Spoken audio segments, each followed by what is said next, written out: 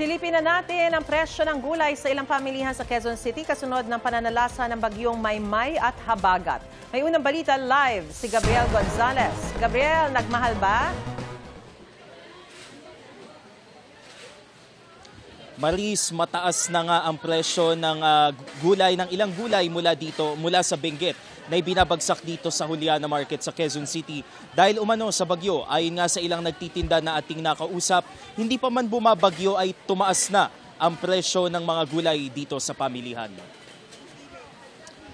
Apektado na ng masamang panahong dulot ng bagyong Maymay at Habagat ang mga gulay na ibinabagsak sa Juliana Market.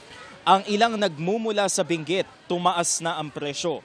Ang isang bago katumbas ng 18 kilo ng patatas ay nagkakahalaga na ng 1,900 pesos mula sa dating 1,350. Katumbas ito ng 105 pesos per kilo mula sa dating 75. Ang sayote naman nasa 550 pesos na ang isang bulto o 25 pesos per kilo mula sa dating 400 pesos. Katumbas naman ito ng 24 pesos kada kilo mula sa dating 16 pesos.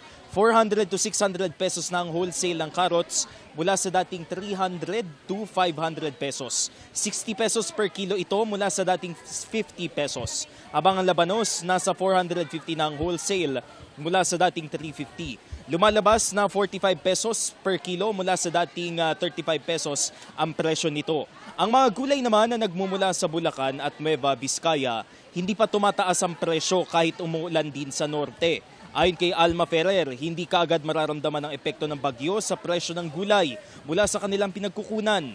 Ang ibang tindera naman dismayado dahil hindi pa man bumabagyo, pataas na ng pataas ang presyo ng gulay.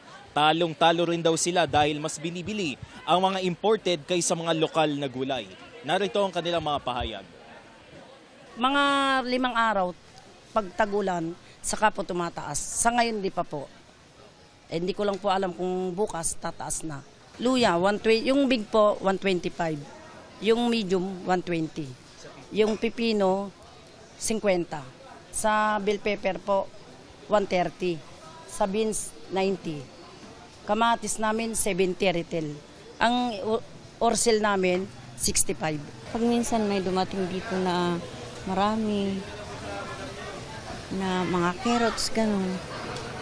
Wala. Hindi mabibili yung carrots namin. May kalabang kaming price dito. May yung ibang gulay. Yung mga imported.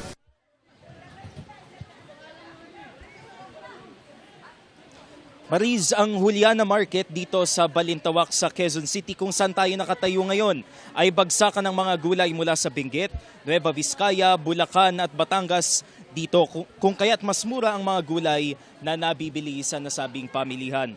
Karaniwang parokyano daw ng mga nagtitinda dito yung mga may-ari ng mga restaurant at yung may mga pwesto sa iba pang mga pamilihan dito sa Metro Manila. Sa lagay naman ng panahon ay medyo maulan dito sa ating kinalalagyan.